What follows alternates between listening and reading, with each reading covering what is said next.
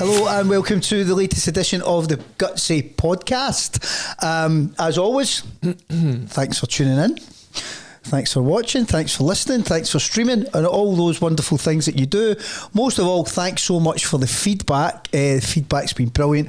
Lots of questions, lots of positivity in the community and lots of people being inspired by the wonderful guests that we've had on. We've got a bit of a treat today. I think so. I think you will. A lot of people have been asking us, you need to do something on research. So we thought we would bring two of the top researchers on the planet into the studio. We couldn't get them, so I jest. Time to go. Seriously, two of the top researchers in inflammatory bowel disease in the world. Professor Gwo-Tzer Ho, welcome to the show, and Professor Konstantinos Gerasimidis. Yes. I said it right, surely. Just killed it. It will do. I practiced. I know, you have to practice more often. I know, but when you told me I spelled it wrong the other day. I have to try to pronounce it with a Greek accent, not with a Scottish. No, I'll sound Welsh or something like that. Definitely. Anyway, seriously, welcome. Thank you very much. It's great to see you both. Thank you. It's great to see you. It's great. You're looking as good as your promo picture goes up. and Mine was a selfie. 15 years ago. Yeah, and you're looking as bad as yours. So you have to think, got married, 2 kids, and COVID. So you can blame all this. Yeah, it's always somebody else's fault. Absolutely. Seriously though, welcome. And how have you been? What's been happening? Not bad, quite busy. Yeah. Likewise, yes. Holidays in the summer? No, not this year. So we only took like 5 days to go to visit Spain, but we stayed in Bonnie, Glasgow. We love the summer this year. Well, it's roasting today. It's roasting in here. It was a wee bit cooler this morning when we recorded the other show. Holidays, Gwo-Tzer? Yes. Back this week proper. Holiday in Scotland. Yes. A little bit of work away in the States, but back home we're into very nice warm weather. So yes, I love it. A little bit of work in the States. Yeah, yeah. I would say I follow you in Strava. Okay. So see with the different coastlines that you're running on. San Diego, I believe. It's all work, by the way. Yeah, obviously. Always. You like a wee work trip, a wee jolly. Of them. If you are coming, actually. Oh, I've never been invited. Never been invited. As long as you pay first class ticket yourself. Well, couldn't possibly afford first class, you know that. Anyway, guys, I think what we're going to do today is a wee bit different from the norm. Well, we're going to talk a little bit about your journey. We'll talk about what you've been up to, what research you've been involved in, and stuff like that. And kind of, we've spoken about this, and a phrase that I love is demystifying research, because people talk about research all the time. It's research. You need to get money into research. You need to do this, and then you go, well, what is it? And it's almost, it's not accessible for a lot of the community, and I think it's our job to make it accessible, but also let people understand what the work's doing. If they're putting money into projects or putting their money into charities that are involved in research, what is happening with it? What's the story? What's going on? And hopefully we can go a little bit of a way and take a little step in that today. Mm-hmm. We've got some brilliant questions that we've put out. The IBD community's asked us to ask you guys some very good ones that might not so challenging for great minds like yourselves. So, Kostas, hello. Talk. I know a little bit about you, obviously, because we've worked together for quite a few years. Almost 15? Easily. Maybe less. Easily. No, less than 15. easily. Yeah. So, okay, tell our lovely listeners a bit about yourself, Kostas. Yeah, so I work for the University of Glasgow School of Medicine. I'm a professor of clinical nutrition and dietitian by training.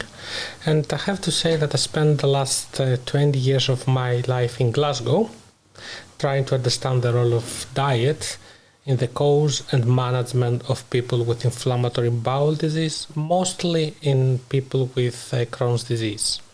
So we have a sizable group of researchers. We are based at the Glasgow Royal Infirmary at the new Leicester building, and our research is a combination of what we call clinical studies. So basically we work a lot with people who've got the condition, and what we try to do with our research, we try to give them different types of dietary therapies with the hope to improve their disease outcomes. So what does it mean? It means to allow them to have a better control of their disease. Yeah. At the same time, we also do what we call translational research. It's a mouthful to pronounce it. And what this means that we take samples from the patients who participate in our studies. So, for example, we are very much interested about the role of the gut bacteria. We call this the gut microbiome, and how the gut microbiome interacts with the food we consume. So one of the things that people forget is that when you actually feed your body with food, at the same time you also offer nutrients and food to your gut bacteria. And depending on the type of the food that you will give to your bacteria, they will produce different metabolites or different molecules, substances, some of which may be important in the cause as well as in the management of the condition. So our research combines these two different aspects. Working with people who have the condition, give them different types of dietary interventions, dietary therapies, and try to see whether people feel better, whether the inflammatory markers improve. And at the same time, we try to understand how these dietary therapies work, whether these effects they have are mediated by the gut microbiome. So, for example, we give them specific types of diets which change the gut bacteria and they metabolize the products that this gut bacteria produce, with the hope that these changes will improve their disease outcome. So this is our research in a nutshell. So my team is quite large at the moment. So it's a combination of clinicians. So we've got some clinical trainees who are doing their training in gastroenterology or in pediatric gastroenterology. We have some dietitians and nutritionists who are the people who normally prescribe these dietary interventions, and we've got people who work exclusively in the lab who process the samples that we collect from all these various studies. Wow. That's a brilliant description of that. Even I got that. So good. No, I've been serious. And Gwo-Tzer. I had that to follow. Yeah, I can't beat that. So Kostas is the man. So yes, Derek, I have two jobs. You do, and I think it's important that we highlight that. Job number one is that I've been a medical doctor, a clinician, looking after people with inflammatory bowel disease for about 25 years now. So I am a consultant gastroenterologist. I look after patients with Crohn's and colitis. My second job is that I'm a scientist like Kostas. Currently, I'm the Professor of Gastroenterology in Glasgow. For the last 20 years or so, I've been working on research to look at the immunology and how the gut works, how the gut heals, why people get inflammatory bowel disease. I trained in Glasgow as a medical doctor, but for the last 20 years or so, most of my research had been conducted in Edinburgh. But recently I've moved back to the West. I've taken my team across. We have a wonderful group of scientists, immunologists, and also what Kostas described as translational science, how we bring the science, the understanding of the condition back to ways to improve treatments and how we look after people with inflammatory bowel disease. Fantastic. And coming from Edinburgh over to Glasgow, it's like the IBD research equivalent of a signing in Messi. He saw the light. He saw the light. He saw the light in the west. He saw the light in the west. And I think, you know, one of the things that we've been asked quite a number of times from a few people is why inflammatory bowel disease? Why did you choose that route, or was it the diet and nutrition first off, Kostas? Oh, that's pretty cool. I guess because inflammatory bowel disease affects your gut, and we also call the gut the alimentary tract, which means that this is the tract that we use to nourish, to provide nutrients to. So basically, I'm a dietitian. I give people instructions and recommendations what to eat, and here we have a condition which affects your gut. So it does make sense for a nutrition person to study a condition which may kind of like influenced by the diet. So I think this is pretty much one of the reasons I got involved in this area of research. The other main reason is that because we don't really know what causes inflammatory bowel disease, but we do know that one of the best therapies that we have to manage active gut inflammation is a liquid-only diet, and I'm sure we'll talk more about that. Okay, and this is a treatment that we use extensively in the UK, both in adults and in kids.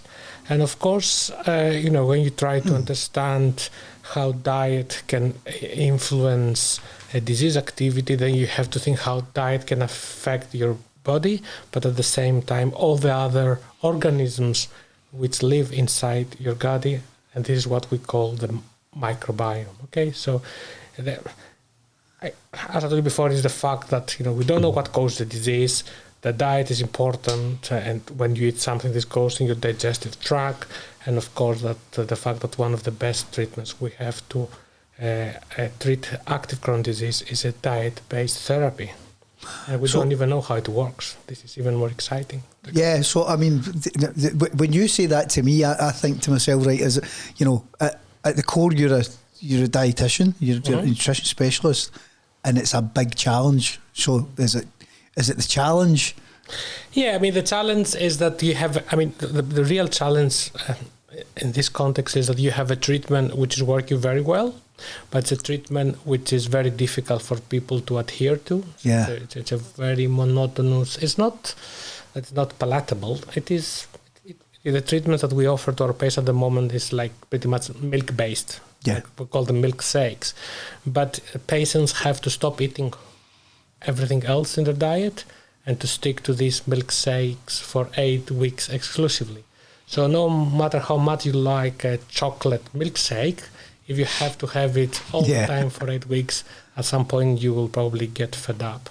So the challenge for me was to understand how this treatment works. We call this to understand the science behind this effective treatment and try to develop alternative treatments which will have the same effectiveness as this liquid-only diet, but they will be more tolerable. So that's the dream. So essentially convert Crohn's disease to something similar to celiac disease, where we know very well that gluten causes the disease. So if people can stick to a gluten-free diet, the disease goes away. So that's the dream, really, isn't it? Yeah, for me, yes. And the challenge, yeah. So why did you go down the IBD route, Gwo-Tzer? Derek, you mentioned the word challenge. Yeah. When I was, my first exposure to looking after people with inflammatory bowel disease was at the Glasgow Royal Infirmary, year 2000. And those days, you only had steroids and just very potent, broad immune suppressants to treat people with Crohn's and colitis. And I witnessed firsthand how awful and terrible the condition was. Many disasters, people had terrible lives. And really, we didn't have much to offer in terms of treatment for our patients. That's number one. Secondly, we didn't really know much about why people get inflammatory bowel disease. And that was 25 years ago. We've gone a long way since then. Now we have many, many more treatments that are good. We have very clever ways to try to understand and treat people, such as dietary treatment, which Kostas has mentioned. So we understand the condition more. But why IBD? Well, that was the challenge for me then, because it was finishing a clinic used to be a gut-wrenching experience, because people had terrible symptoms, and we really couldn't understand what was going on and had no treatment. So it's a kind of a vocational drive that I was curious. I was very interested in science, and I could spell out the exact steps of how I went from a clinician to a scientist, but really it was the curiosity, the challenge. And the best place for people to find better ways to treat inflammatory bowel disease was taking that step towards science and to try to understand the mechanism of why the disease happens. So the challenge was there right from the word go. Well, I think it's interesting that's the common theme between both of you, even though you've definitely went down different routes within the space as the challenge. The other thing that from what you said is interesting for me is the steps that what's available now to our guys living with inflammatory bowel disease to what it was then, because 25 years ago is not much. And to some people 25 years seems a long time, but in the grand scale of things it's not really. So I think to make that such positive steps within that period, can, for me anyway, I'm an eternal optimist. For the next 25 years, where could we be sitting?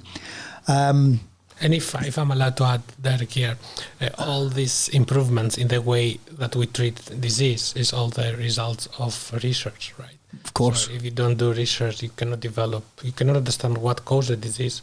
And if you don't understand what caused the disease, obviously you cannot develop new drugs. Absolutely.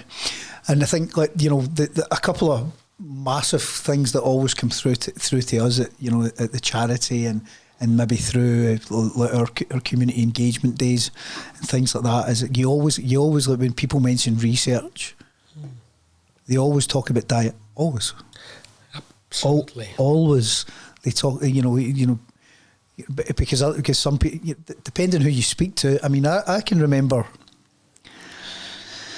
Probably not that far in the past when you were maybe speaking to a health professional, and they weren't big on diet being a factor, and that for me, having seen what my mum had went through, when I was growing up, there always seemed to be a relationship, and it seemed common sense to me, and that, being honest with you, that was one of the reasons why when Richard Russell gave me the opportunity to work with you and be involved in a couple of things, because I kind of believed that a lot of challenges that my mum had faced were kind of diet related in some way, shape or form. Obviously didn't understand that.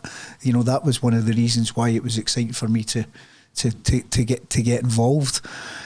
The other thing that always comes up, and it's the hardest question in the world, that people want to know about diet, and they always go, when are they getting a cure? And I suppose that's the $1 million question. But do you think that realistically, that from the research we were doing, it should be to manage, or how much which should we be putting towards research into the management of the condition, and how much we should be going to the cure aspect, or is it the same thing? I can take that if you don't mind, Gwo-Tzer. So I think, so when you're thinking about the management of a patient with Crohn's disease, you're thinking about different milestones you have to achieve. Yeah. So the very first one is to make this person feel better. We call this kind of like the short-term targets. So people have active disease. You want to make sure that the symptoms go away. Then, as a clinician and as a healthcare professional, you're very much interested that these children or adults will not have symptoms, but at the same time, the gut is healed. So this is pretty much your second target. So first target, make people feel well. Second target is make sure that the gut is healed. And in the long term, you're very much interested in what we call disease remission maintenance. So basically, you want these children or these adults to have a lower chance to have a disease relapse. So I think this is what we are kind of like focused at the moment. But ultimately, the best way we can do that is with drugs.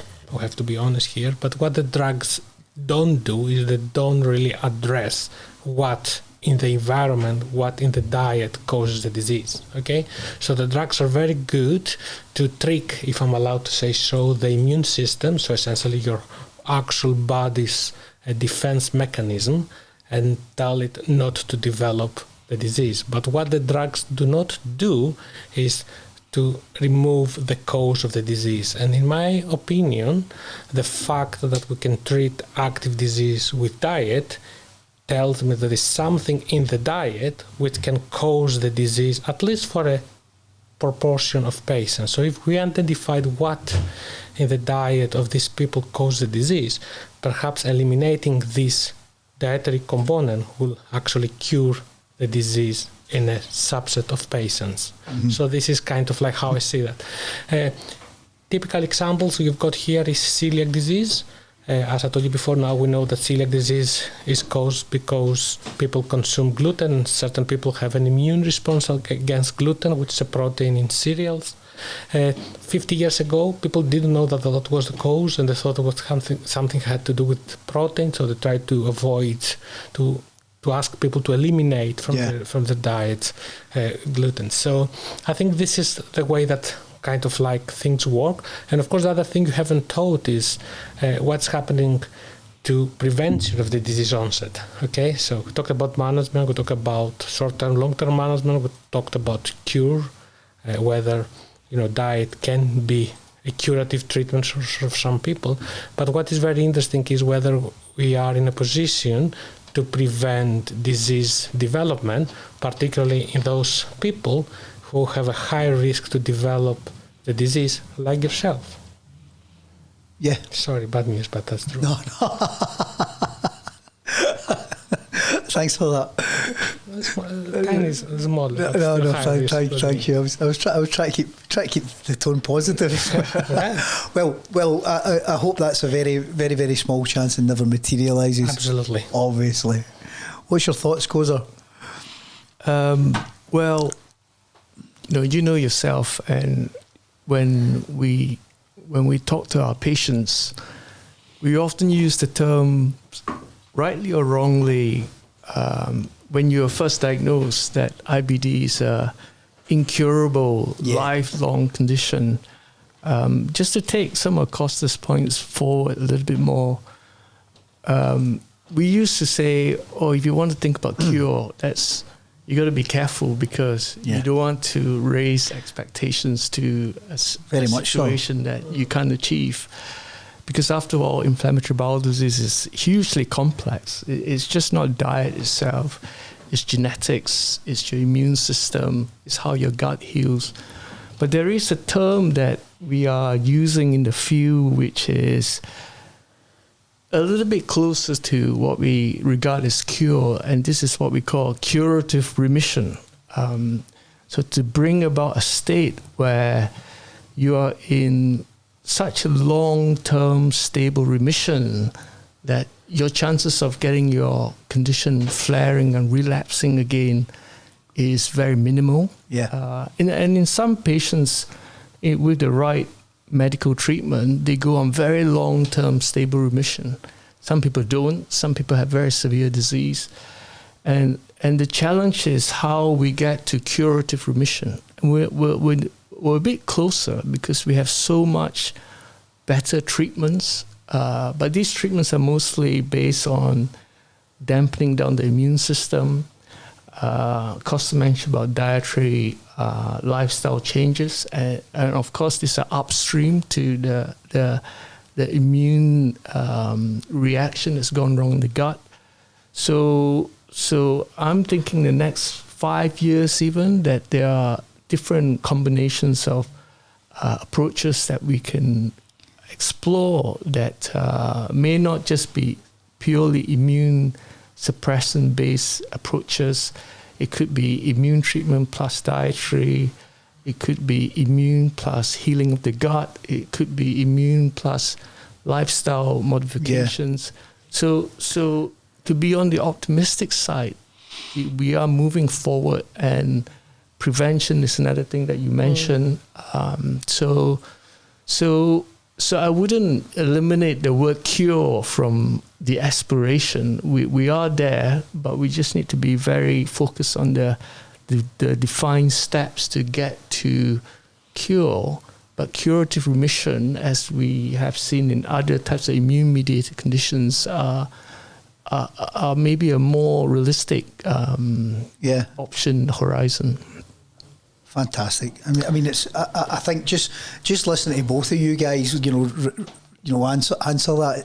For me, it sounds positive, and it also sounds, if you're sitting there watching or listening, it sounds possible, doesn't it? It sounds, given time, and obviously with the great minds like yourselves involved, it is very possible. And I think there's data to support that, right? So we know that now fewer patients end up to have a gut resection because now we're able to control the disease much better, much faster than we used to do in the past. And if I'm allowed just to add on what Gwo-Tzer mentioned, there's now a lot of interest in combining different therapies which have different mode of action, so mechanisms of action. Gwo-Tzer is very good in prescribing drugs. I'm very good in understanding of how diet can change disease outcomes. Now what clinicians started to do, particularly here in Scotland, is try to combine dietary therapies with drug therapies with a hope to enhance the overall disease management of patients and pretty much move forward to what Gwo-Tzer mentioned, this curative remission. Yeah, and would it be fair to say that train of thought and that methodology is outside the box thinking?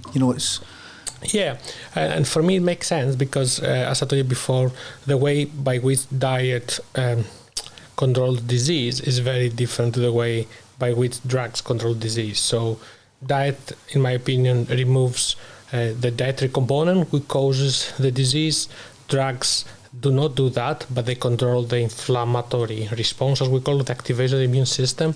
So if you try to combine both of the treatments together, it's pretty much like you're driving a car and you want to stop the car. How will you do that? You can remove the fuel from the tank, and this is what dietary therapies do, so essentially what causes the disease, or you can just pull your brakes, and this is what the drugs do, by kind of like suppressing you like I use it in every single of my presentation, but I never come to attend any of my talks. I've never been invited.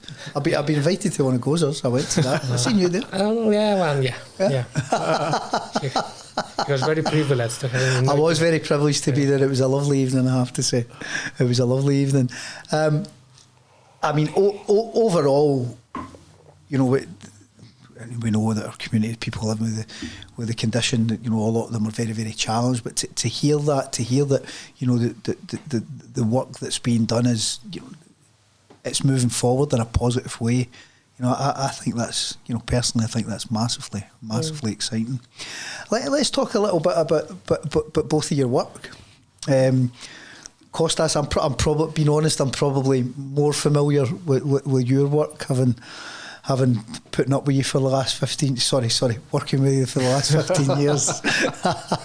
I said the love. I've got a lot of love. And I think, the very early days of the CD Treat project, we were, the foundation were in there from the start. So there'll be a lot of people who have heard about CD Treat, but there'll be a lot of people that haven't. It would be maybe nice to share a little bit about that. Yeah, so as I mentioned... you touched on it a little bit earlier. Yeah. So basically, as I told you before, one of the established dietary therapies for active chronic disease is this liquid-only diet. So this is a diet which is highly effective. So it has pretty much comparable effectiveness to some of the best drugs that we have available to treat active chronic disease. So this is the Modulin? Modulin is the commercial name, but there are so many other products that people can use. Yeah. So we have this treatment. We tended to use it more in children over adults because there were many adult gastroenterologists, probably like Gwo-Tzer, who didn't believe that this liquid diet works in adults. But we have proven over the years that the main reason that this diet wasn't that effective in adults with Crohn's disease was not due to the fact that it doesn't work in this age group. It was due to the fact that adults were not very compliant with the treatment. Okay, so as you can imagine, parents can control children's behavior and what they eat, so it's much easier to control the diet of a child and make sure the child sticks exclusively to this liquid-only diet, as opposed to restrict diet in adults. So well, let's face it, it's a tough thing, you know. Absolutely. And as we will discuss later on, dietary therapies are not for everyone, like drugs are not for everyone. So, okay, it's really good people with IBD, with inflammatory bowel disease, to have the options. You know, you can do this dietary therapy over this dietary therapy, or these drugs, or combine both of them if they want.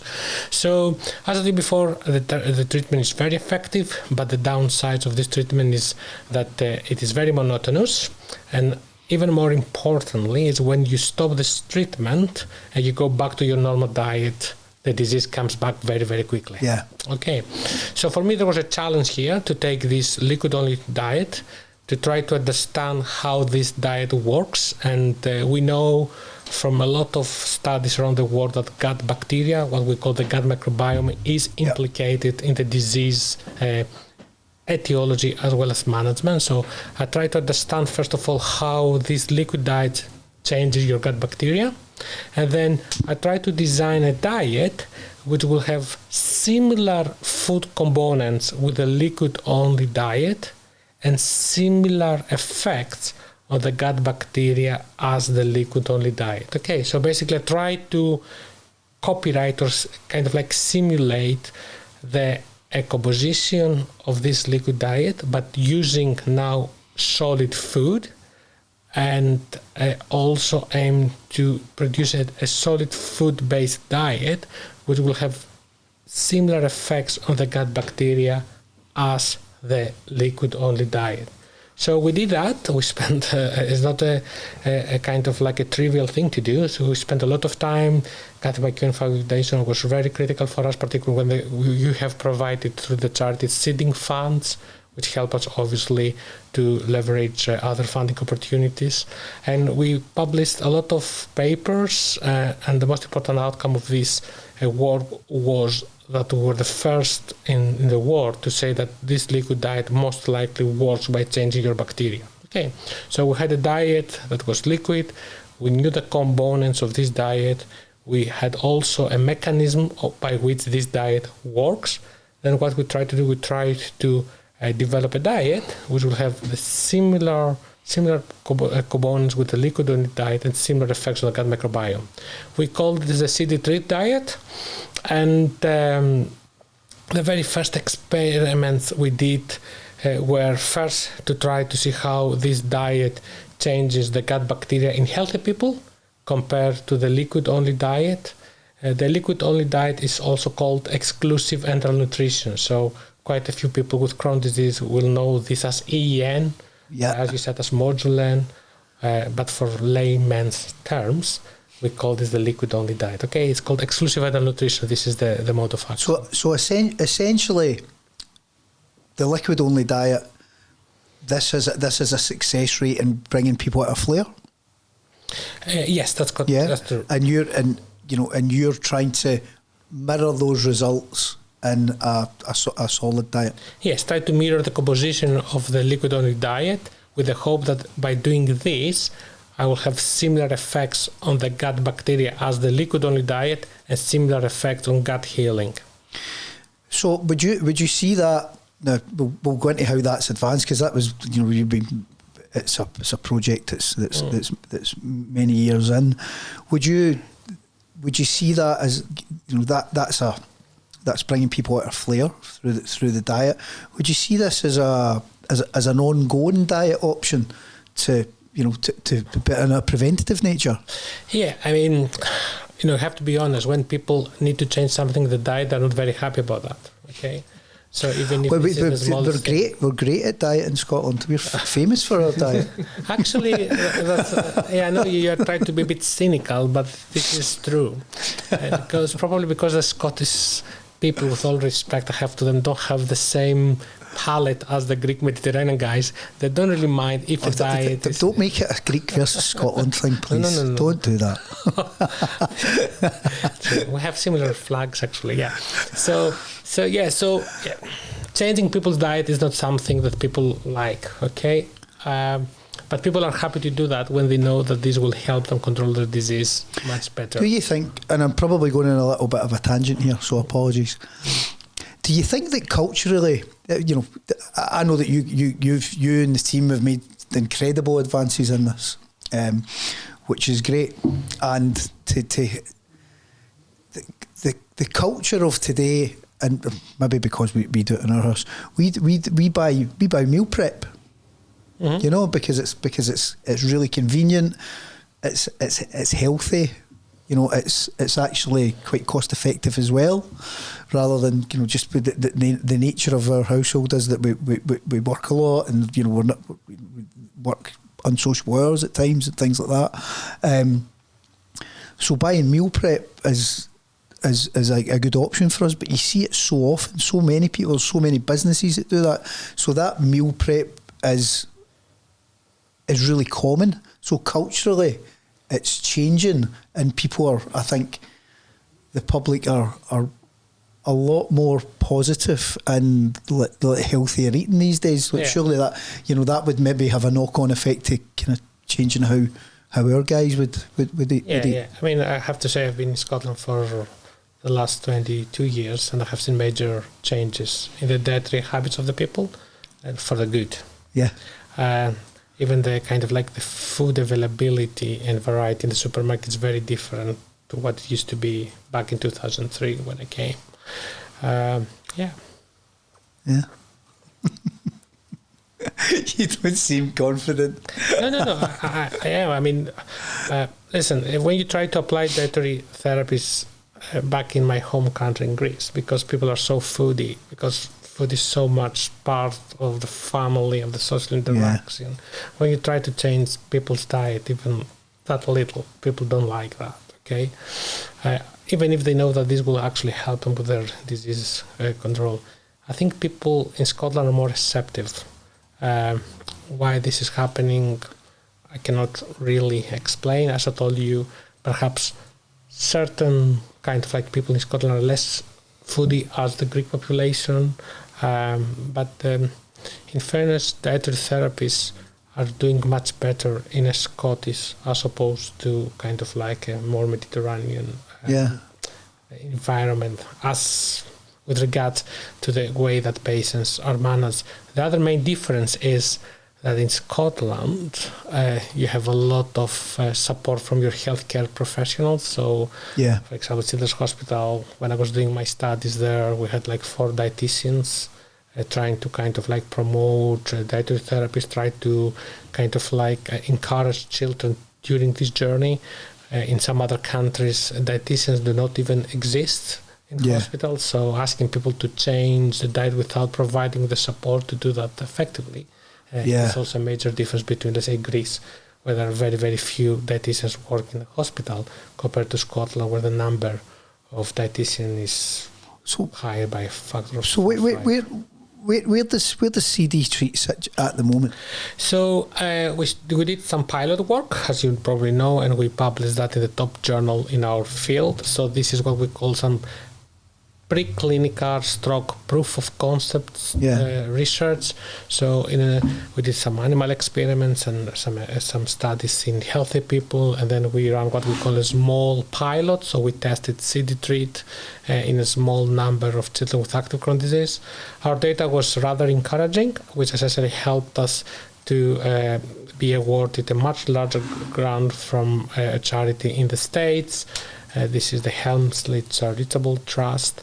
And of course, having the right type and amount of resource allowed us to design a much better and a much bigger study. So we completed the study a couple of years ago. This study does not only look whether CD-treat can be used as an effective treatment. I can tell you that this can be the case in a proportion of patients, but what we try also to understand with this type of research is how CD-treat works and whether there are certain food components in CD-treat which associate with better as opposed to worse disease control. So we try to pull all this data together. This is not a trivial thing to do. So we've got what we call clinical signal, we've got dietary data, we've got a lot of lab-based outcomes, and we are hoping to submit this work for publication pretty much at the end of this summer, if not the end of September. So good science, as Gozo will agree with me, takes time to happen. So so the signal is good.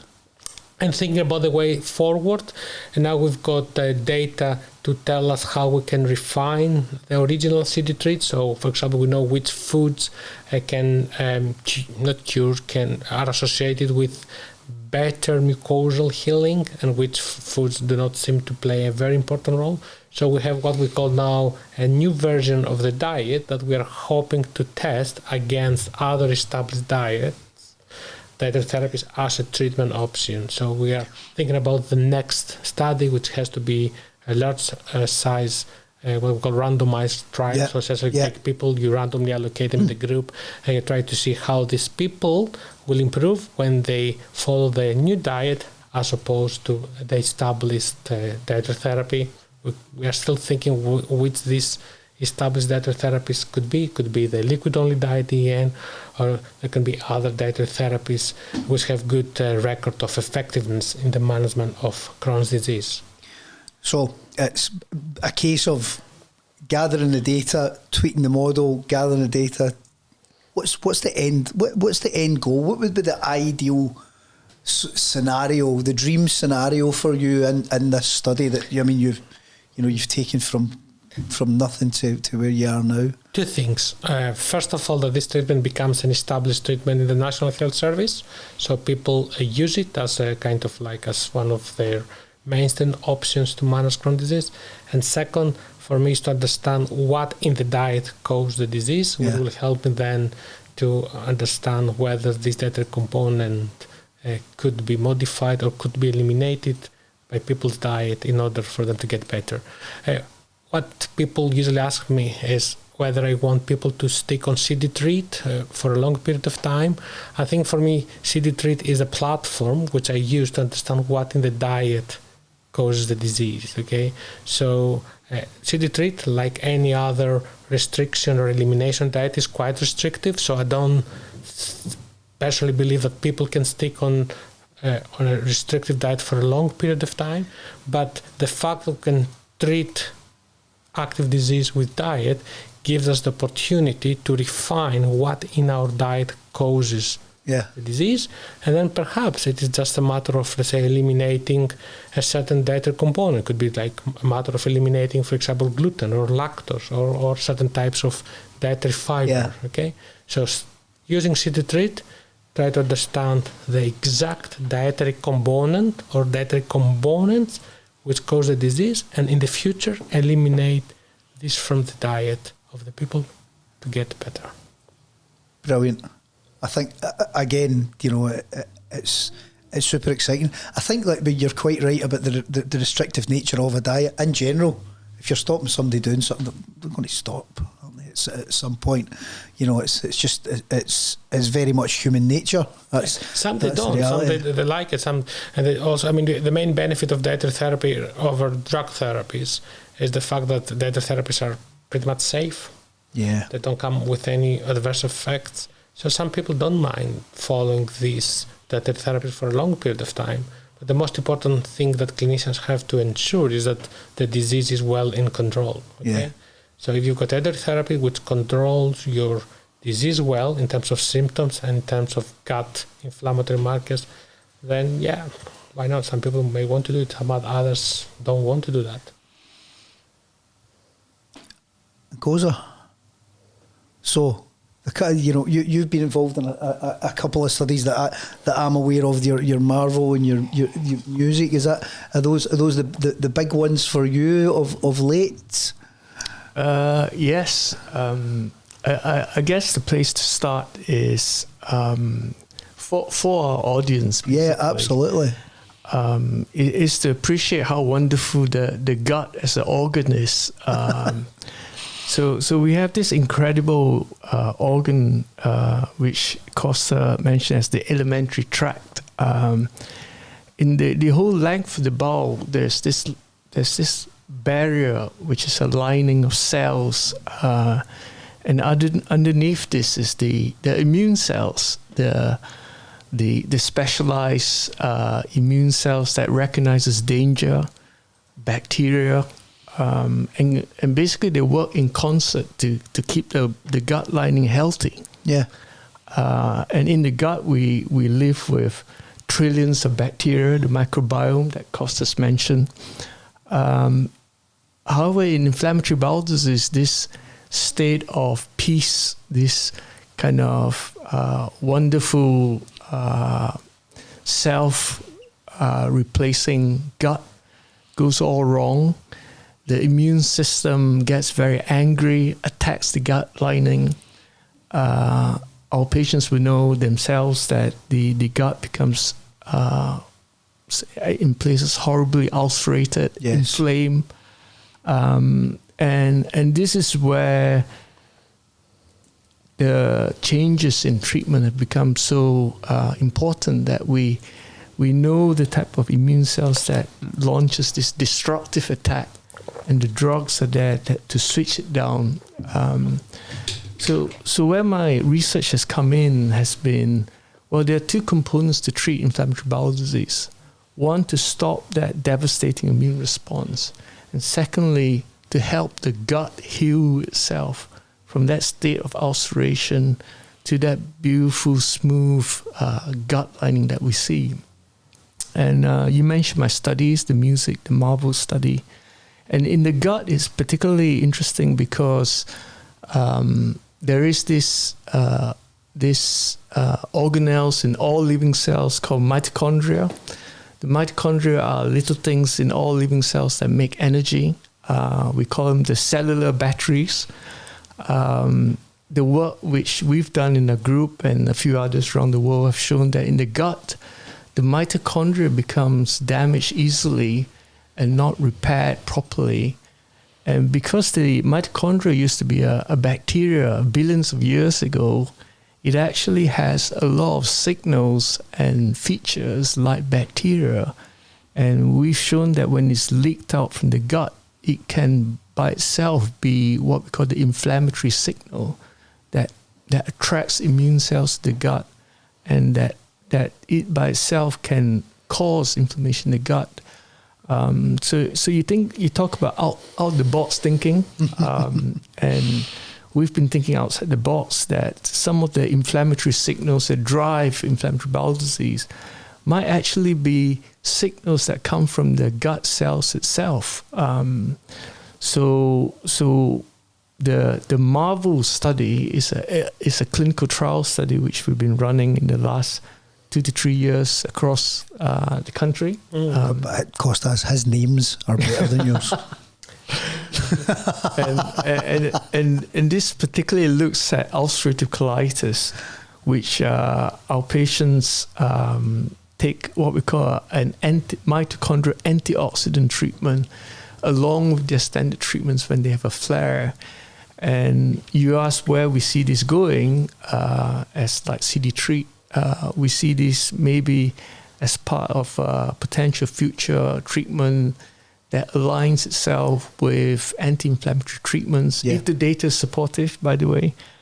So we have a clinical trial, a phase 2 clinical trial, where we treat 100 patients on the mitochondrial antioxidants, 100 patients without it. And at the end of the study, we unblind the results and find out whether one group does better or not. So this is the MARVEL study. And the music study is that study that we actually go in and look for these signals that are coming up from the mitochondria. So we're measuring what we call mitochondrial DNA in people with inflammatory bowel disease.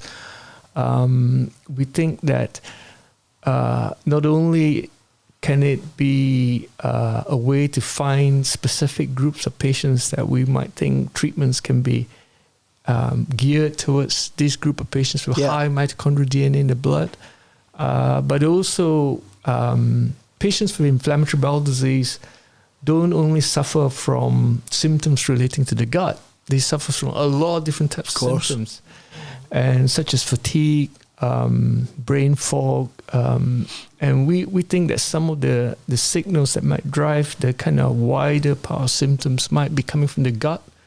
It could be mitochondrial DNA, it could be bacterial signals. So this is a much wider study which we've been doing for the last 4 years or so in this country, and it has spun out a lot of different studies, but fundamentally it comes back to trying to understand why doesn't the gut heal in inflammatory bowel disease? It's inflammation that keeps going. So we are pretty much focused on the biological processes that governs, how can we return the gut back to that beautiful, healthy gut that hopefully most of us have.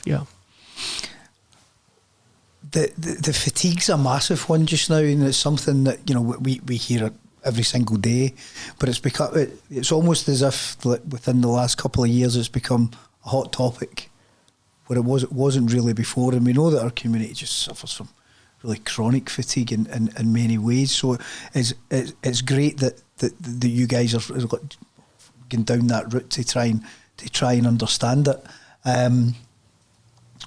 Brain fog is something that comes up with us every day.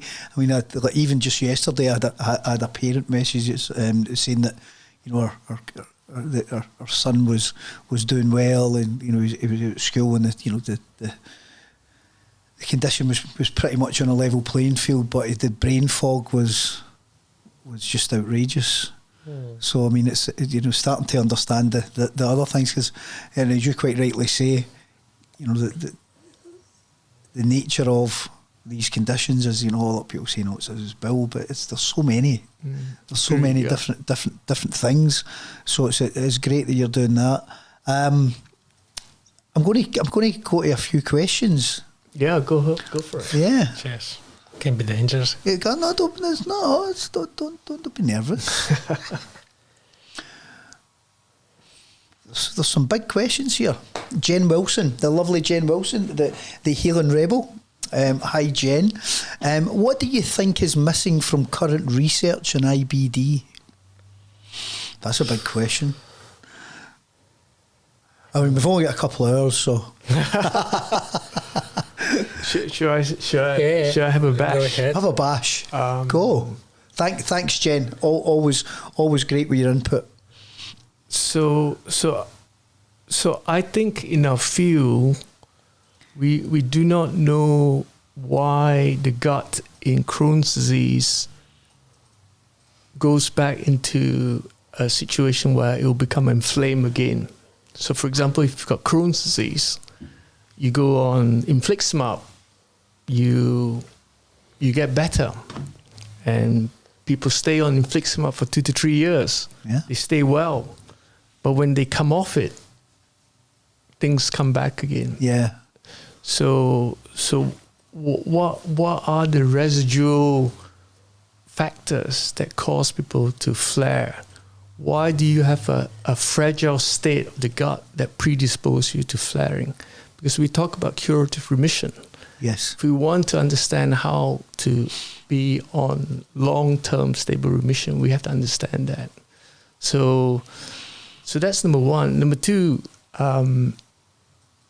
great drugs exist, but they don't work for everyone. Yeah. So someone might have a great response to infliximab, someone might not. And as a clinician, we get ourselves in the situation where we are running through drug A, drug B, drug C, drug D. Kostas mentioned about combination treatment. We might need to do drug A plus C, drug B plus D, but we don't know who are the people who fall into this group. That's why we need to do the extra studies to look in that. So from a clinician scientist perspective, I think that's the immediate hurdle in front of us. But I wouldn't dominate this conversation, but from a patient perspective, what the patients are telling us these days from Catherine McEwen Foundation, from our own patient engagement work, from Crohn's Colitis UK, is that people want to understand beyond just gut inflammation. You mentioned about fatigue. Fatigue is a major, major issue. Yeah. It's the number one priority in the James Lynn Alliance. Lots and lots of people suffer from fatigue. Absolutely. And this is an entirely dark space, by the way. People have opinions, people have ideas, people have tried different things, but there's actually no good way to treat fatigue. We can treat inflammation. Some people get better from an inflammatory perspective, but they don't get better from a fatigue perspective. So there's many more, but I can pass on to Kostas.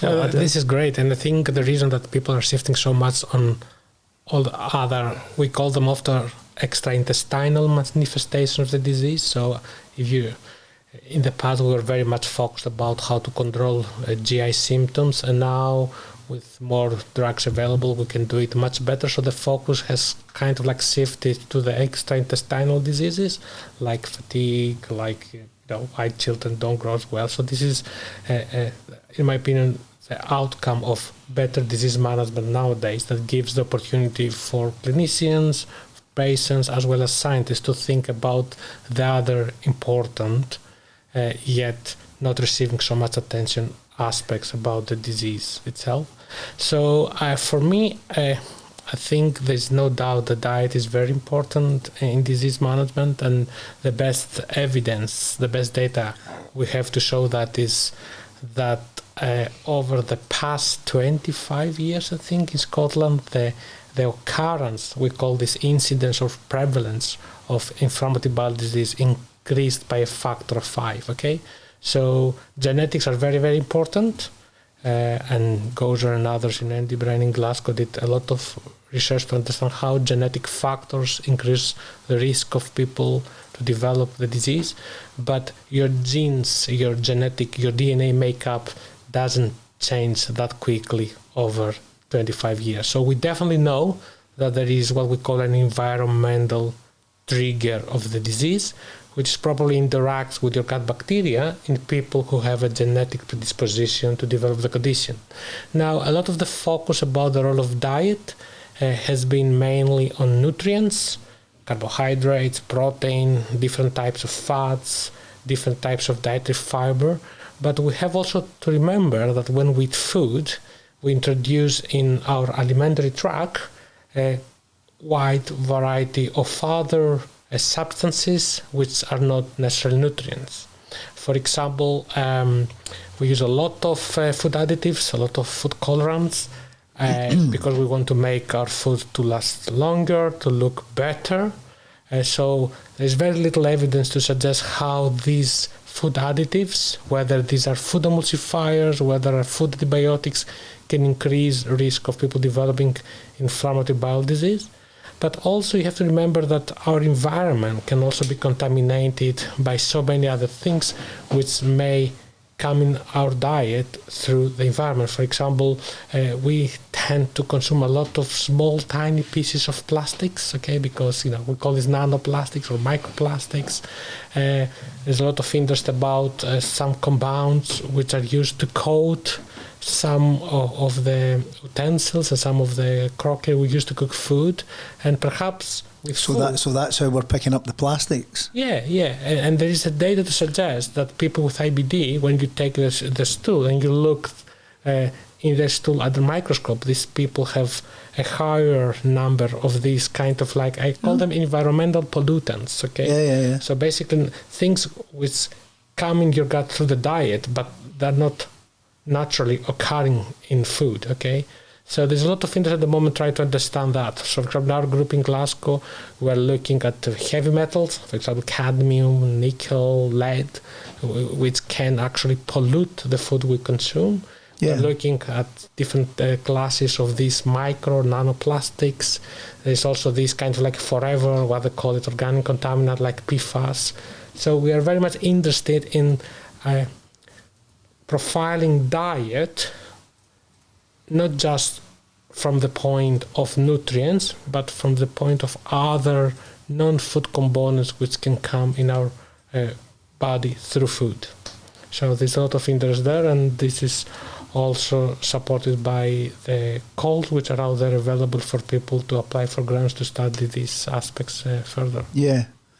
I think when we've got guests on Gutsy, and sharing their experience and life with the condition, and I mean, you absolutely understand how complex it is. But when you sit with you guys and the work that you're doing, the complexity that goes through the roof, and the things that you guys are looking at. But can I jump in for a second there? The fundamentals of inflammatory bowel disease. And you're asking for what is the biggest thing that we need to sort out. The issue that we have that's causing that terrible inflammation in the gut is an immune system in the gut that's gone horribly wrong. Yeah. And sure, we have a lot of risk factors that we identify: genetics, environmental, lifestyle. But the fundamental thing that from a research perspective that we need to sort out is how to control this immune response that is over-aggressive in the gut. And also the second compartment, which is they call in all these immune cells that cause damage to the gut. Specialized immune cells such as macrophages that just what we call perpetuates or makes that inflammation persistent in the gut. Yeah. So the immunology mechanisms are better understood, but we're not quite there yet, because the other aspect is that everyone is different. Some people with Crohn's disease have Crohn's disease in one part of the gut. Some people with ulcerative colitis are very mild in terms of symptoms. Some people get hospitalized because so bad it is. So I think fundamentally the immunology and the inflammatory mechanisms are still there to be cracked, and that's, I think, the kind of big thing that's in front of us just now. Yeah, I can definitely see that. I've got another question. I think this one's from Jodie Morgan. Thanks a lot, Jodie. I'm interested in this for both of you guys. If money was no option, would you be doing the studies that you're doing now, or would you be doing something else? Well, money is no option for Costas for us. I was. Can I be honest with you? I was actually waiting to see who would say that first. So I will still stick to the same studies. I mean, but bigger, more people. It's a passion we have about the research. Sounds as if he has got enough. No. It's a passion, and if you've got a passion and you follow your passion, and you've got good ideas, funding then can become available. I think this is the way I see things. So even if you gave me more money, I would still follow exactly the same route of research I currently follow. Okay. But I would have more money. so something would be much. So maybe just last longer. Yeah, I guess, when you do, I don't want to be kind of like a little bit not arrogant, but we do research, we design good studies. If you've got more money, you can do these studies probably bigger, better, and throw, as I would say, more money on understanding the biology of the different things you explore. But for me, the primary focus of my research would still remain the same. I think this is... I wouldn't divert or deviate to somewhere else. I would still stick to that. You disagree, eh? Yeah, I'll add a twist to that because controversy, and this is relevant to this podcast because Costa's research and my research basically is trying to understand a human illness, a condition, and how do you understand human illness? You understand human illness by studying the condition itself. And Scotland has one of the highest prevalence of inflammatory bowel disease. We're good at all the bad stuff, aren't we? And one of the attraction for me to come back to the West was that that there are so many people with inflammatory bowel disease in Glasgow, in the west coast of Scotland, and cast ourselves back to about 40 years ago, where in the field of cardiology, where the best treatments that we see now, the statin treatment to reduce cholesterol, all that work had been largely done in Glasgow, where that was the place with the highest need for us to understand the disease better.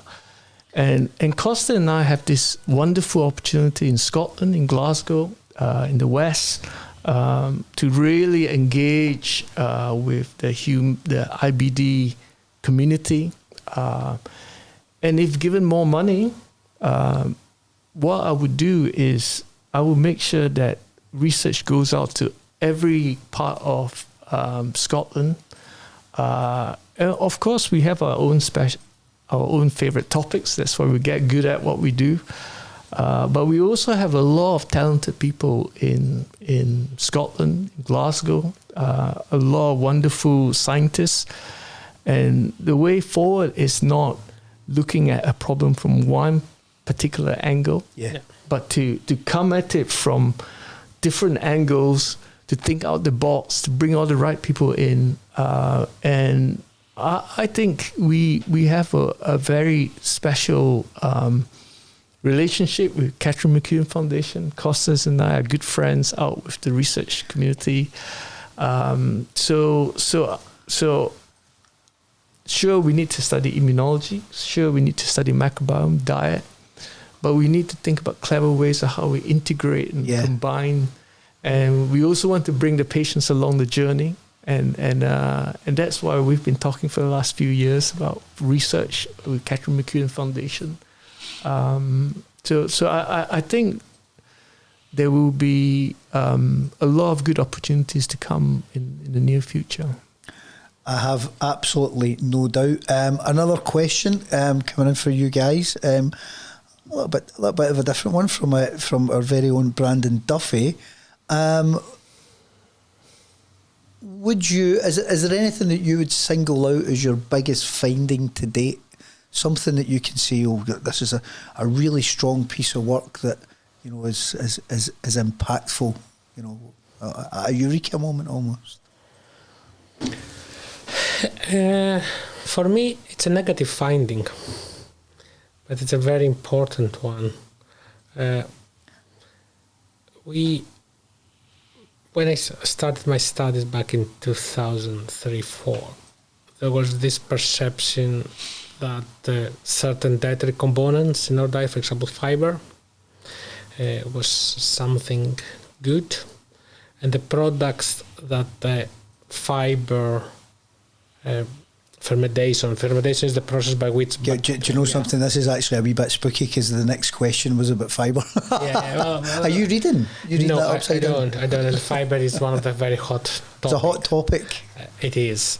So for me, some of my the most exciting findings are a little bit counterintuitive. So the things I've discovered were against the doctrines of what causes the disease back in 2003. For example, people thought that fiber is good. They thought that certain molecules which are produced from fiber fermentation in the gut, so essentially the bacteria love breaking down the fiber you consume, and they produce molecules which are very beneficial for your health. So there was this perception that fiber was good, these molecules which originate from fiber fermentation were good. There was this perception that a low number of gut bacteria is a bad thing. But when I studied how this liquid diet works, remember this effective to refractive Crohn's disease, I very quickly realized that as patients get better, as patients experience mucosal gut healing, these beneficial molecules are getting less. These beneficial organisms, which assume they're important, are getting lower. And when you give patients this liquid diet, which has absolutely no fiber, which is, again, we assume that's a good thing, again, these patients get better. So this challenged a lot the way I'm thinking about how dietary components cause the disease. And now we have this kind of like accepted theory that the same foods may affect differently people who have a predisposition to develop the disease as opposed to people who do not have this predisposition. Typical example is fiber. So if you don't have Crohn's disease, certain types of fibers may be beneficial for you. But if you do have Crohn's disease, there is some early data, it's yet to be confirmed, that these people who have a certain type of gut microbiome in the gut, they are more likely to experience disease flare if they consume certain types of dietary fibers. So I think, yeah. So, and there's probably not a straight answer to this, so apologies. Fibre, good or bad? So if you give people with Crohn's disease fiber, they don't get better. Okay?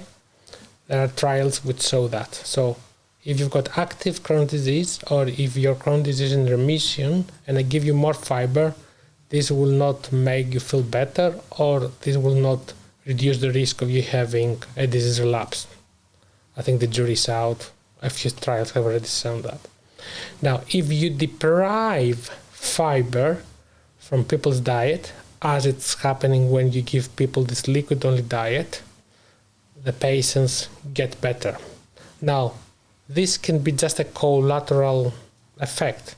It doesn't necessarily mean that diet is a bad thing, okay? So we're still trying to understand the role of dietary fiber in the onset, but most importantly in the management of Crohn's disease. And the other thing you have to remember that fiber is what we call an umbrella term, okay? Yeah, of course. It's like we cannot say that all antibiotics work for all infections. There are so many different types of fibers in terms of chemical structures. I'm talking about the composition of the molecules, in terms of their chemical properties, physiological properties. There's certainly more interest about that. People thought in the past that fiber is a bad thing. This is the patients. Clinicians thought that fiber is a good thing. Now we really try to understand if there are certain types of fibers which can cause disease in certain people with inflammatory bowel disease. This is approach that Gwo-Tzer mentioned previously, that not all drugs goes to all people. Okay, so likewise, not all fibers may cause inflammation to all people who've got Crohn's disease. So we're still learning about that. What do you think, Gwo-Tzer? Yeah, it depends on the context. Yeah.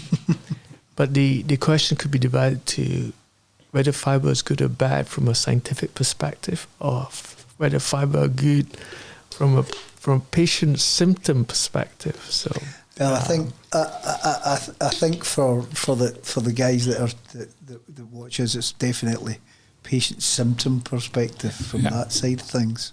Yeah, I mean, many patients who are actively flaring typically revert to a more simple diet because they find heavier fibrous food upsets and aggravates the symptoms, but that's purely from a kind of patient-to-patient basis, a clinical context rather than a research angle. Yeah, but we have also remembered that fiber normally comes with gastrointestinal symptoms. So flatulence, abdominal distension. So it's normal for people to have these abdominal symptoms or to have loose stool.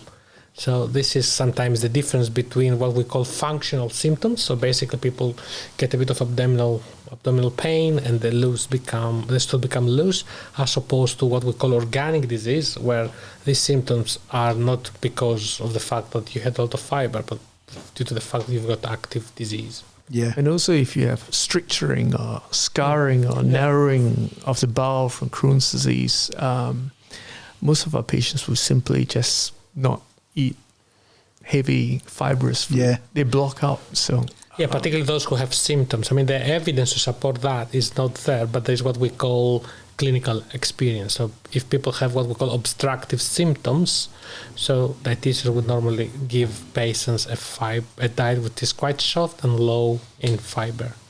Right. So no easy black and white answer. No. I mean, it's just totally muddied the waters for everybody. Thanks for that. You need answers, Kostas. Yeah, I mean, the definitive answer for Crohn's disease in particular, if you eat more fiber, this doesn't necessarily mean that you will get better. If you deprive or eliminate fiber from your diet, this again doesn't mean that you will get worse or you will get better. Okay, we're still learning. Okay. Your turn. My turn. Yeah, because he spoke that long. It was that long ago. You forgot the question. Well, if there was a one thing, I don't know there's many. I'll keep it short. Yeah, I'm not kidding. Well, I labored in the labs for about 10 years, and I guess it took me 10 years to find out that the mitochondria is important in the gut health. And it took me 10 years to set up a clinical trial to test at the patient level, at the treatment level, i.e. the MARVEL study, whether we will get a definitive answer, whether we can bring a new treatment to inflammatory bowel in ulcerative colitis.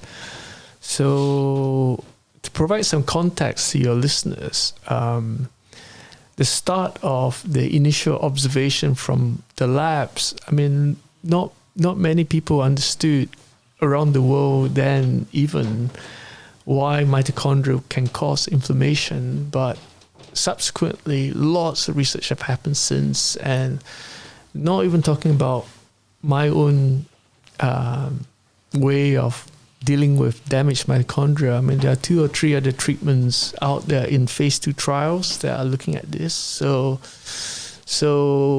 yeah, mitochondria. Google it. No, but one of the interesting things that you said there, and I think it really shines a light to anybody watching. You got to say, is like, this stuff takes a long, long time. Yeah.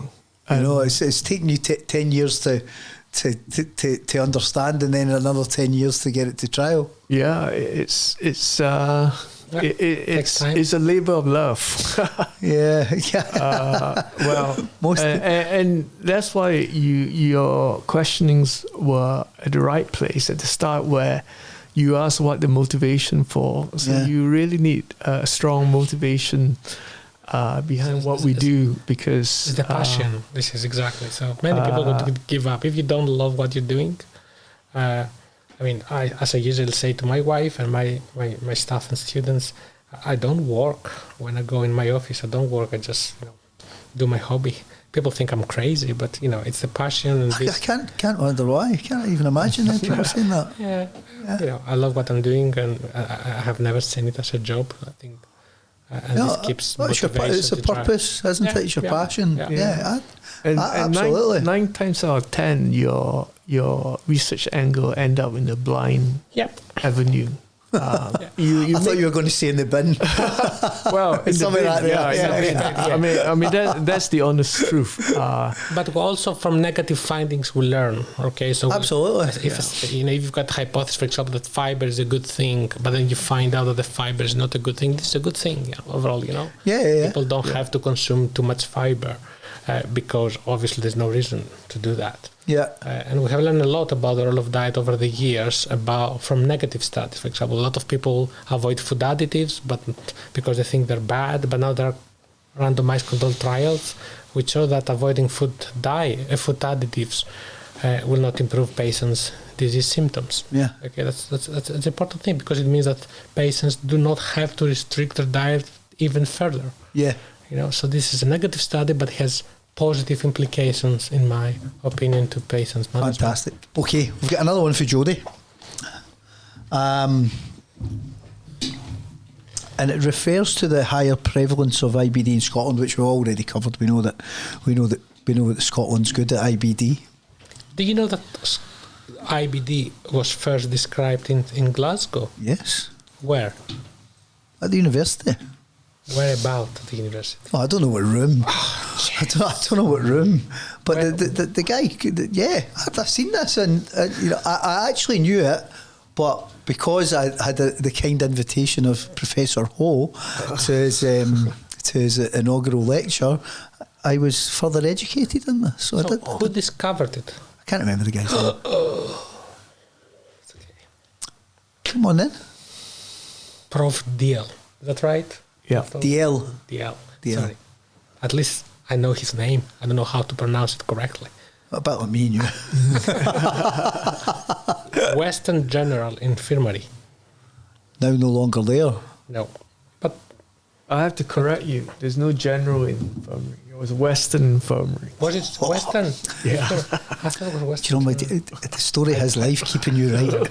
But interestingly enough, the University of Glasgow now has built this advanced research center, where the place where the Western Infirmary used to stand. Maybe they should have named it after the gentleman. Seems only right. Yep, I think so. Seems only right. Anyway, Jodie Morgan. I think I know her. You don't. It's an interesting question. She obviously she touches on Scotland being very good at IBD. Are there any interesting differences in the research between Scotland and the rest of the world? That's a bit of a question. Maybe I can start with the incidence and prevalence story or angle. I mean, it is true that with very amazing work done by Scottish researchers, some from Edinburgh, some from Glasgow, in the last 20 years, we have one of the highest prevalences in the world. But around the world, in places where we didn't see inflammatory bowel disease, they're catching up very fast. So places like China, India. So we call it the stages of inflammatory bowel disease as nations progress through industrialization. Is it westernization? You could go westernization, industrialization, becoming more affluent, living in a cleaner lifestyle, food. So So, we probably wouldn't be the highest incidence in the world forever. But there's also this idea of what we call compound prevalence, because once you get diagnosed with inflammatory bowel disease, you add into that general number of patients, because IBD is a lifelong condition. So it keeps going up and up and up. So if you start very high, your compound prevalence will go very high. So I think this is a very interesting field, but it is not restricted only to inflammatory bowel disease. Other immune type diseases, rheumatoid arthritis, all are in the rise across countries as they become more modern.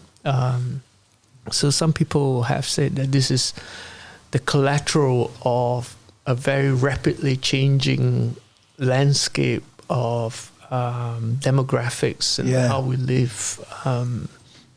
But also people who move from these low prevalence countries to a high disease prevalence country, the risk of developing the disease is increasing as well. For example, traditionally, as Gwo-Tzer said, in the South Asian continent, the prevalence of IBD was low. So people who didn't have the condition when they moved to Glasgow or to Scotland in general, the risk of developing IBD has increased significantly.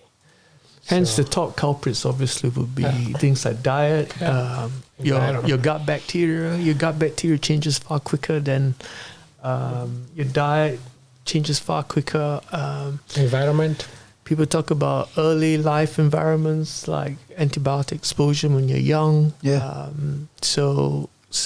But these are risk factors to develop immune-mediated conditions. Quite why someone who happily will go around and then suddenly develop Crohn's disease when they're 30 years old. We don't know what the exact triggering factor is.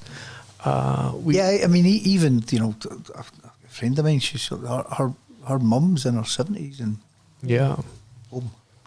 and we, from a clinical perspective, we've known for a long time that there's another peak in ulcerative colitis as you grow older. But in the old textbooks, you used to say, Crohn's disease only affects the young people, but we're seeing many more people who are getting Crohn's disease when they are much older. So this is all kind of changing as we speak in the last 5-10 years. And actually we also see now many very, very young children developing Crohn's disease. We call this the very early onset IBD, something which wasn't common, for example, when I started my PhD studies back in 2003. Now there is a higher kind of like occurrence, stroke prevalence of children diagnosed with a condition really early in life, meaning less than 4 years of age. I mean, I actually remember the first time this is 20 years ago or so, because when I first started fundraising, I used to raise money, and Crohn's Colitis UK was the kind of only thing out there really at the time, and then we used to fund it, send them a cheque when I did any fundraising. And I wanted to put it in I wanted to say, listen, I'm going to do this in the long haul. Let's try and support locally and things like that. And we were putting into this project with a doctor, I can't remember his name, sadly. I believe he's passed away, actually. Maybe at the Western, he was. And for whatever reason, the project didn't develop.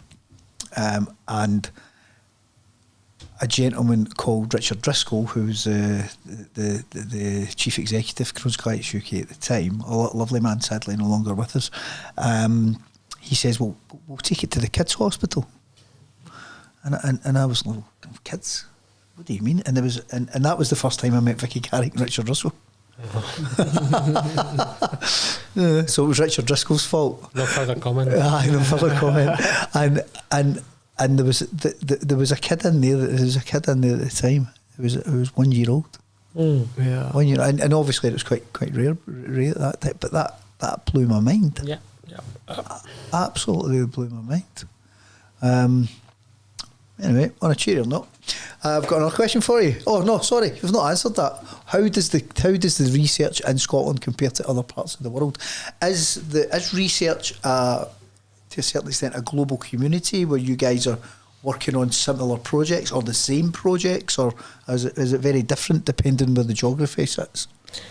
I think there are different research groups focusing on certain research themes. Yeah. And across the world, certain groups tend to stand out. Among others, I think Glasgow and Scotland in general is very good in the type of research we do. Yeah. IBD, nutrition, microbiome, interaction research is good. So we consider ourselves one of the leading kind of like groups in the world. Yeah. I'm sure the same is also the case for the work that Gwo-Tzer does in his mitochondrial DNA and damage. Yeah, I mean, from a epidemiology perspective, it's very collaborative across the world. Yeah. And my colleague Gareth Jones was part of this international consortium that recently published in Nature of the 4 stages of IBD epidemiology globally, and this is lots of people coming together, combining data. I need to flag our wonderful pediatric colleagues, Richard Russell, David Wilson. You don't have to mention Richard Russell. You do, that's fine. It's probably not jolly. Richard Russell, absolutely. Paul Henderson loves the jolly. They've done a lot. They continue to do a lot of work in pediatric epidemiology, but this is also collaborative across the world.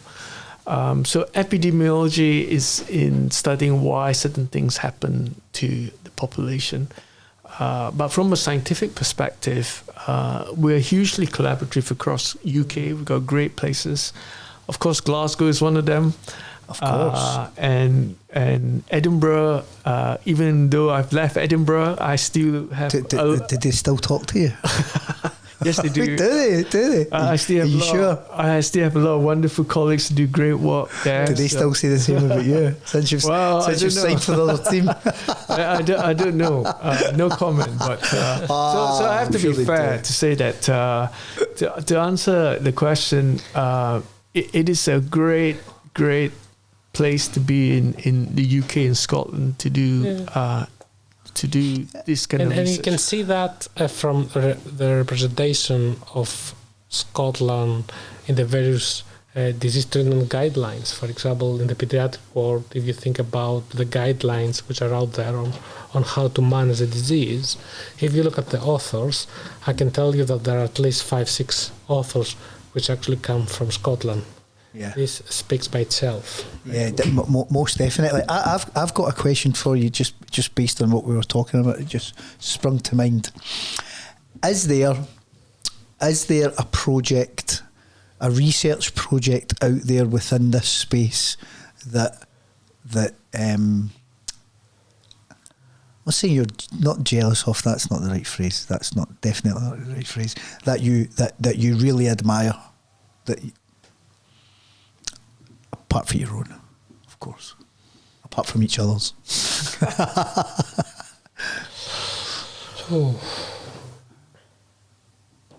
Gwo-Tzer? Oh, he's passed the button. If there's not one, it's fine.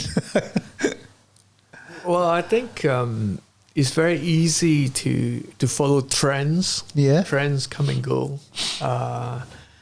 But science is inherently very logical. You have to work out exactly what happens. And I've been fortunate to work with some really great people who think in first principles and are patient and dogged in pursuing and testing it. The idea of how the gut bacteria educates the immune system. Yeah. I've got some wonderful mentors from America. Balfour Sato is one of them. I've worked with him for 20 years or so. I continue to talk to him about research and ideas. So I envy his intellect in Yeah. dealing with inflammatory bowel disease. And also, I think this is an important point when we are dealing with research. Research is fundamentally about trying to work out why something goes wrong and what is the answer. Yeah. So it's not about, hey, this is trendy or this is not Yep. trendy. This is out of the box or in the box. So I think we need to stick to that basics. Yeah. To keep right in research, basically. Yeah. If I'm jealous of other groups, I think, as I said before, our research is divided into two main domains, the clinical aspect, and I think we are doing this fairly well. And if you think, for example, our American colleagues who probably have more money, more resources to do research, Of course. I think they admire us, the way we do this type of studies. Yeah. And again, Balfour Sartori is another example. James, Louis, Gary, you, they always admire how well we do studies. And actually, it's fair to say that we have attracted a lot of funding from the States to support our nutrition IBD research here. So I think we do this very well. What the Americans may have, or certain groups around this continent, is perhaps they've got better facilities, better expertise in the second part of the research I do in my group, which is essentially to understand better how, let's say, these dietary therapies change the microbiome, immune system. But having Gwo-Tzer here from Edinburgh gives us this opportunity to bridge this gap. So we are very good in the clinical aspect of research, that interventions, and of course Gwo-Tzer comes with all his expertise to understand and study the immune system much better. So bridge the gap. Okay. I think. Yeah. Fantastic. We're going to do a couple of questions before we finish up, because you've been very, very good and interrogated lots. Another one for Jen Wilson. Where is stem cell research in terms of using that to help heal the colon?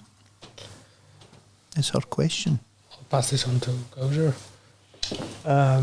It depends on what you mean by stem cells. Yeah. So there are stem cells that come from the bone marrow, what we call the hemopoietic stem cells. And your questioner might be right that you might have known of the Aztec Light trial, where in patients with very, very bad Crohn's disease, what they try to do is they get their own stem cells and to try to reprogram the gut immune system. That trial was discontinued because there were one or two very serious side effects from it. So there probably was a signal, but that study has been stopped, basically. Oh, yeah. But there are other angles to pursue, depending on what you call stem cells. There are this idea of putting stem cells into Crohn's disease fistula. These are breaks in the tail end where you put stem cells in to try to close the fistula. That has been shown to work, but it's hugely expensive. So we're talking about stem cells from the bone marrow. But believe it or not, you have stem cells in your gut as well. So at the base of the lining of the crypts, you have stem cells that divide out to form new gut cells. So in the scientific world, we have this technique called gut organoids, where we can actually isolate stem cells and to study how they function, because the gut stem cells are the blueprint of the gut lining. Yeah. And we don't have it now, but in the future, there's potential to reprogram gut stem cells and how they heal. And we're talking about patients with very bad inflammatory bowel disease. And you could transplant organoids, you can reprogram organoids, you can reprogram the stem cells population. But this is very, very far down the line. That sounds space age. What about It's not basic because this is how it works. I know, but What about monogenic kind of like types of, particularly the very early onset IBD? Yeah, in certain genetic conditions where you know exactly what is wrong. So there was a publication about 10 years ago where there is what we call a loss of function IL-10 mutation. You can actually cure very early onset inflammatory bowel disease by replacing the faulty stem cells with bone marrow transplantation. But that is when you exactly know what the problem is. But this is colitis caused by certain gene. So you really know what is the cause of the disease, so you can actually try to engineer that, okay? Oh. And to put it in context, this is hugely rare. I mean, it's like very, very exactly. rare. Oh no, it's a that. very small number of young children have this type of colitis. It's called monogenic type of disease. Yeah, but you got to put stem cell therapy with what is available. So 10 years ago, there was a lot of interest in stem cells because we didn't have, apart from anti-TNF and vedolizumab, there were many other treatments. But now there are far more treatments. You could cycle through 5 to 6 different treatments before you end up being the drug-resistant group, whereas in the past, you only had 1 or 2. So that kind of works on what is the immediate focus in the future in terms of where we place treatments. So in a way, that desperate need for stem cell therapy is somehow mitigated by new drug treatments, biologics, small molecules that have come into IBD space.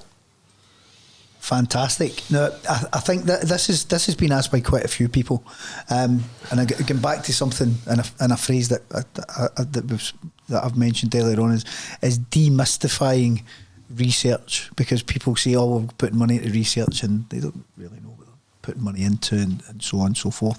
And I think, as we mentioned earlier, it's up to us as a community, as a team, to kind of open it up so that people understand it more. And part of that is getting people involved in the education factor of it, but also involved in the research itself. So how do we do that? How does anybody watching this get involved in the research? Oh, this is the PPIE story, isn't it, Gwo-Tzer? So it's very interesting what you say, Derek, because at the moment there's a lot of interest to involve patients, not just in the actual research as participants, but involve also patients and the representatives in the way we design research, the way we conduct research, the way we disseminate research. And we do that, as you probably know, recently and previously we have interacted with a few of your ambassadors. Yeah. And these lovely ambassadors helped us to think about the right way to apply some of the dietary therapies. So as scientists, sometimes we don't see the patient perspective, so we think that this is the right way to go about the dietary therapy. But then having people with living experience, this actually helps so much to refine the methodology. I think this is a good example. Again, when you try to inform people about a study, this is again where patients can get involved, and they help you essentially with the development and refining of what we call a patient-facing documentation. But also, it is good for people like me and Gwo-Tzer to go to these big conferences and present results to the scientific community. But at the end of the day, what really matters for us is also to present and disseminate our results to the people who actually have the condition. Yeah. And again, this is where patients can and have been involved in the past. And also to kind of add to that, we traditionally think that we have to reach out to the patients. But there is something a bit more radical in a new way of thinking, in that and this is what we've been thinking for the last 2 to 3 years in my conversations with you. Yeah.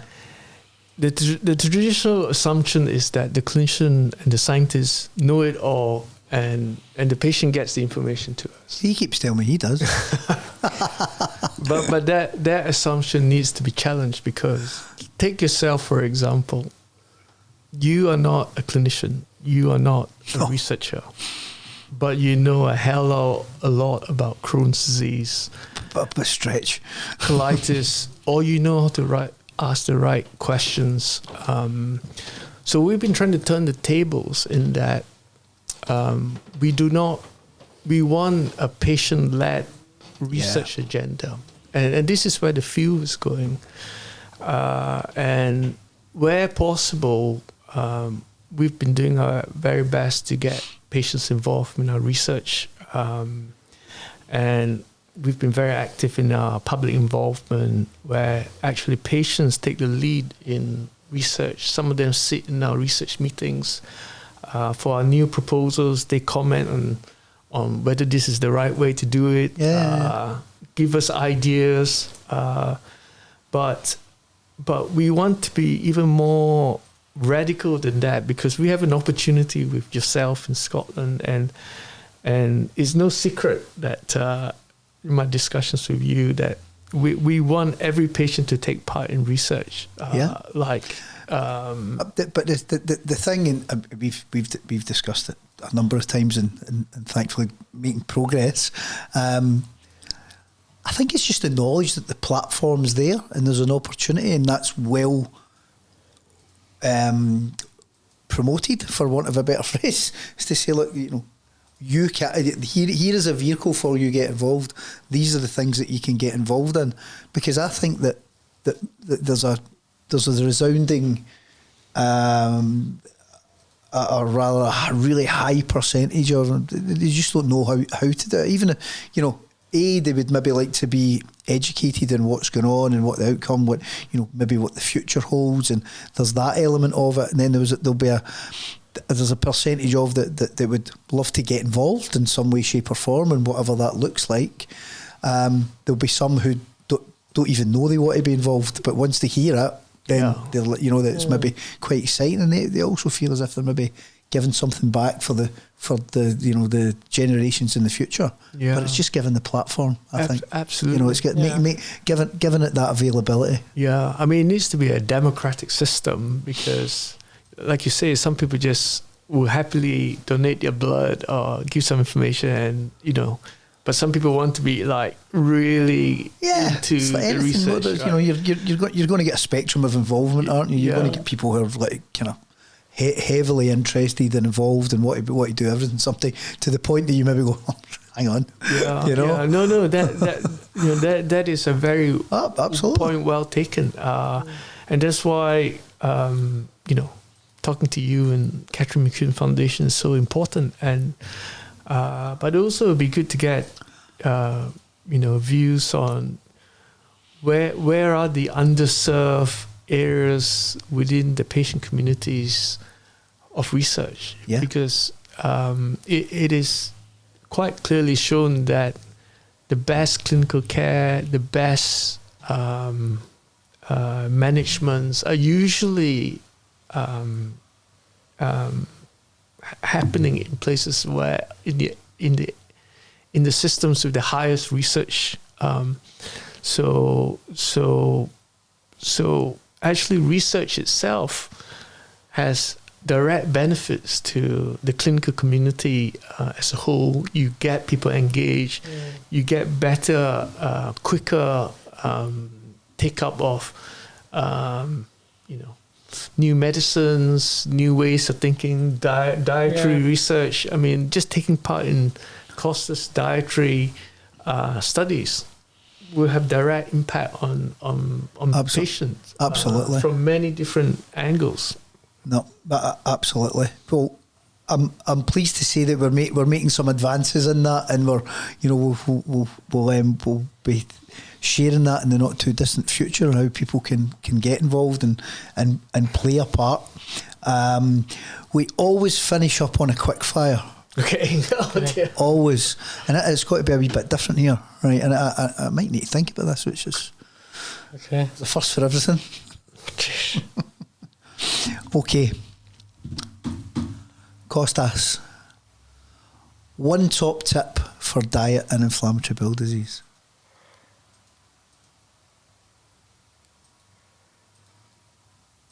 Before you do something, speak to your healthcare professionals. For example? Start avoiding things in your diet because you think it's a good thing for you to do. Yeah. At least discuss them. You don't necessarily have to take their opinion into consideration, but it's always good because people change their diet a lot. So there's a lot of data out there to suggest that if you have IBD, you modify your diet because you want to manage your disease better. And we forget that when you modify your diet, this can have adverse effects on your social interaction. You may be at high risk of developing certain types of micronutrient deficiencies. So, when you have questions about the diet, I think it's important to discuss this with your healthcare professional. Who is the right healthcare professional to do that? That's a big question. But the evidence suggests that this is not necessarily your clinical consultant. Sorry for that. It's usually your IBD nurses and your IBD dietitians. So, I think that's for me. Okay. Goes on. I'm getting nervous here. No, it's not based on research. What would be as a consultant? What would be your top tip for someone living with inflammatory bowel disease?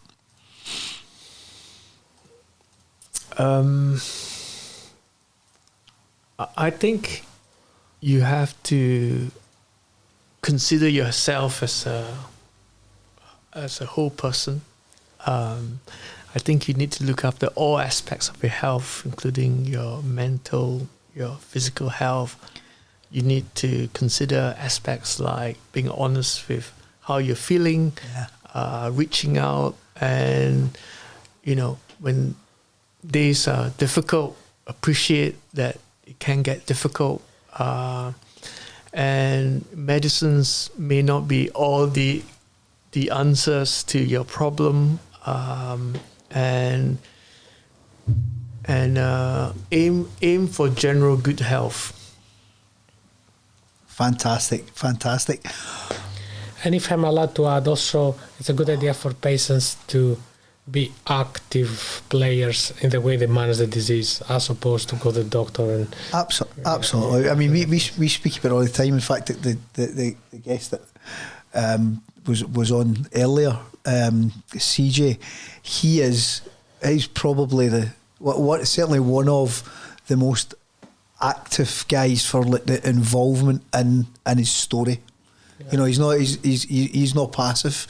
He wants to know the information. He wants to find solutions. He's really adaptive to different things. And I can't remember if it was you, Gwo-Tzer, or you, Kostas, earlier. It said you don't have all the answers. Yeah, you don't have them.